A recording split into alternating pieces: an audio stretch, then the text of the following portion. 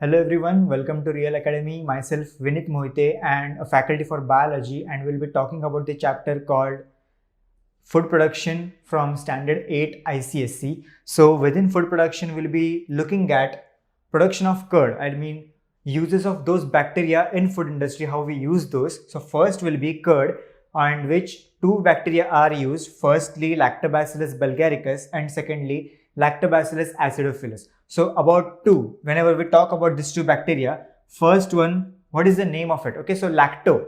What do we mean by lacto? Lacto means basically milk. Okay, lacto means milk, while bacillus always means rod shaped bacteria. Like you can see all the rod shaped bacteria present in this slide here. Slide means a microscopic slide जहां पे हम लोग ये bacteria को microscope के अंदर देखते हैं. So सबसे पहले लैक्टोबैसिलस का मतलब रहता है milk rods. Okay, the rods, the bacteria which are rod shaped found inside milk. Bulgaricus, the country from where this bacteria was isolated, जो कंट्री से ये बैक्टीरिया पहली बार मिले था, which is Bulgaria. Bulgaria country से ये बैक्टीरिया सबसे पहली बार मिला था हमें, और इसके वजह से इस बैक्टीरिया को हम लोग लैक्टोबैसिलस बल्गेरिकस बोलते हैं. जबकि सेकंड बैक्टीरिया जिस called as lactobacillus acidophilus. Lactobacillus का मतलब सेम है, milk rods, while the second one acidophilus, which means what, it will be making one acid inside the milk. Not only this, but both of these bacteria will be making the acid, and that acid is called as lactic acid. Like we have written here, it is lactic acid found in the milk. Now how the lactic acid will be made? Firstly, milk के अंदर हमेशा एक sugar रहता है, जिस sugar का नाम है लैक्टोज. लैक्टोज, ये शुगर को दोनों बैक्टीरिया खाना स्टार्ट करेंगे. They will eat that sugar, and once they eat that sugar they will produce lactic acid. Remember what happens in human beings, we produce carbon dioxide from sugar. बराबर, हम लोग ने एक बार sugar खाने के बाद, शुगर हमारे बॉडी के अंदर जाने के बाद हम लोग कार्बन डाइऑक्साइड बनाते हैं, क्योंकि हम लोग aerobic organisms है. While both of these organisms will not produce carbon dioxide, they will produce lactic acid as they are anaerobic, they don't require oxygen. बराबर, तो इसके वजह से दोनों को हम लोग anaerobic organisms बोलेंगे. They are used as a probiotic. Probiotic हम लोग किसको यूज करते हैं? Either you can eat curd, curd is a probiotic, or else you can eat both of these bacteria. Now what do we mean by probiotic? You must have heard in news as well as in the television too. Probiotic एक paste जैसा रहता है, जिस paste के अंदर ये सब bacteria आपके रहते हैं. Okay, for example the commercial product called Yakult. So what is it? It is a probiotic. What it means is, इन दोनों बैक्टीरिया का मिक्सचर उसके अंदर रहेगा, उस प्रोबायोटिक के अंदर, और ये दो बैक्टीरिया को आप लोग खाओगे. तो आप लोग खाने के बाद होगा क्या? तो ये दो बैक्टीरिया आपके बॉडी के अंदर जाने के बाद ये दोनों आपके इंटेस्टाइन के अंदर रहने वाले, आपके लार्ज इंटेस्टाइन के अंदर. तो लार्ज इंटेस्टाइन के अंदर ये दोनों बैक्टीरिया आएंगे और ग्रो होंगे. एक बार वो लोग ग्रो हुए तो उसके बाद क्या होगा कि दोनों बैक्टीरिया वहां पे लैक्टिक एसिड बनाना स्टार्ट करेंगे. Once they start producing lactic acid, आपके इंटेस्टाइन का पीएच नीचे जाएगा. In chemistry, pH means something by which we can measure whether a liquid is acidic और बेसिक.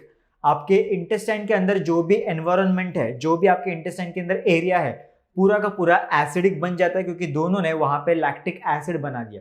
एक बार वहां पे लैक्टिक एसिड बनने के बाद कोई भी नया बैक्टीरिया, कोई भी हार्मफुल बैक्टीरिया अगर आपके इंटेस्टाइन के अंदर आएगा तो वो वहां पे मर जाएगा, जस्ट बिकॉज दोनों ने लैक्टिक एसिड बना चुका है. बराबर, अगर दोनों ने लैक्टिक एसिड अगर बना चुके हैं तो उसकी वजह से क्या होगा, वहां पे कोई और हार्मफुल बैक्टीरिया जिंदा नहीं रह सकता, जिसके वजह से आपको कोई इन्फेक्शन नहीं होने वाला आपके इंटेस्टाइन के अंदर. Therefore both act something good to you, they are both useful to us. और इसकी वजह से हम लोग को हमेशा दूध और कर्ड हम लोग को हमेशा पीना चाहिए, हम लोग को हमेशा कर्ड खाना चाहिए, जिसकी वजह से दोनों बैक्टीरिया हमारे बॉडी के अंदर जाएंगे and they will provide you with all this health benefits. Okay, contains high amount of calcium. The curd, it contains high amount of calcium.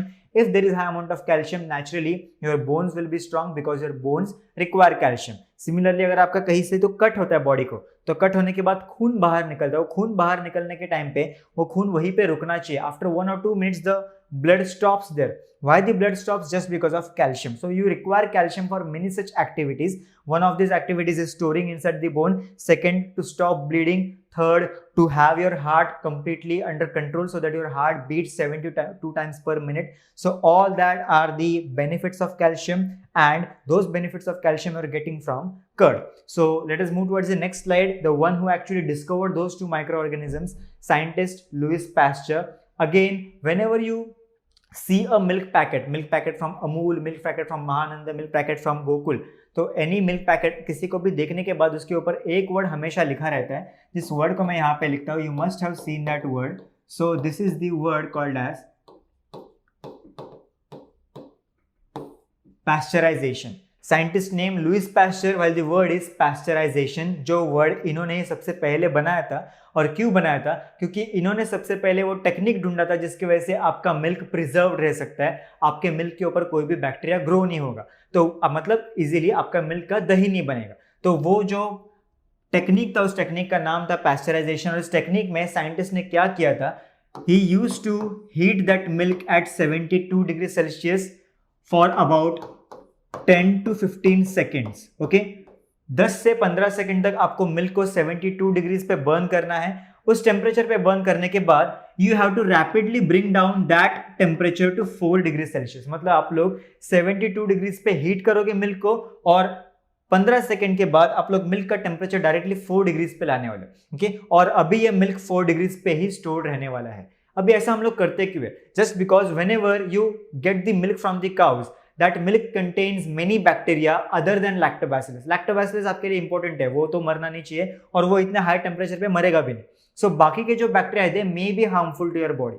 So to kill all those other bacteria, all those other harmful bacteria, you heat the milk at 72 degrees for about 10 to 15 seconds and then rapidly cool it down at 4 degrees. जो भी harmful bacteria सबके सब मर जाते हैं और फिर वो मिल्क आपके मार्केट में आता है. मार्केट में अगर आपने कभी भी मिल्क शॉप में देखा रहेगा तो वो मिल्क कभी भी बाहर नहीं रखा जाता, उसको हमेशा आपके रेफ्रिजरेटर में ही रखा जाता है ताकि मिल्क का कभी दही नहीं बने. अगर हम लोग मिल्क को निकाल के बाहर रख देंगे ऐसे ही, तो उस टेम्परेचर पे आपका लैक्टोबैसिलस ग्रो होके मिल्क में कर्ड बनाना स्टार्ट करेगा. So this was the technique which was firstly found by Louis Pasteur. Apart from this technique there is one more country which is USA who never applies this technique to the milk. Okay, तो उनके पास एक अलग technique है जिस technique का नाम है UHT, that is ultra high treatment. Okay, और इस ultra high temperature, वो टेम्परेचर पे उनका मतलब रहता है कि वो लोग मिल्क को they will heat the milk at 131 degree Celsius rather than 72 degree Celsius which was devised by Louis Pasteur. So ये टेक्निक में वो लोग मिल्क को बर्न करेंगे 131, जिसके वजह से the milk which we get in USA is not white in colour, it is brown in colour. वो मिल्क हमेशा ब्राउन कलर में रहता है और उसके अंदर जो भी बैक्टीरिया है, even lactobacillus, even that bacteria will die. तो हमारे मिल्क में लैक्टोबैसिलस कभी मरता नहीं, because our milk is pasteurized. आप लोग कोई भी मिल्क कंपनी का पैकेट लो, उसके ऊपर पास्चराइज्ड ये वर्ड हमेशा लिखा रहता है. इन लोग के पास पास्चराइजेशन नहीं होता, दे directly heat the milk eight 131 degrees for 2 to 3 minutes. Here it is 10 to 15 seconds, while here it will be 2 to 3 minutes, and therefore the milk which they get is always brown in color, not white in color. Lactobacillus उस milk में मरा रहेगा, and therefore they are not getting the benefits of lactobacillus like we get. हम लोग के body में lactobacillus आने के बाद, बराबर, लैक्टिक एसिड बनने के बाद अपने बॉडी में कोई भी और हार्मफुल बैक्टीरिया ग्रो नहीं हो सकता, but they are not getting such treatments. Okay, they are not getting such benefits from lactobacillus. So here if we see, all these are the techniques of Louis Pasteur, while these are all the products of the milk which are made by lactobacillus. Like if we talk about cheese or else curd or else any other product which will be made due to lactobacillus, all the proteins of the milk, milk के अंदर जो भी proteins रहेंगे सब लोग एक साथ आएंगे and they form a big bundle. That bundle is actually your curd. उसको ही हम लोग कर्ड बोलते हैं, जिसको हम लोग चम्मच से उठा सकते हैं, वो सॉलिड बन जाता है. सॉलिड क्यों बन रहा है? क्योंकि आपके मिल्क के अंदर लैक्टोबैसिलस बन चुका है. Okay, so thank you for attending this session.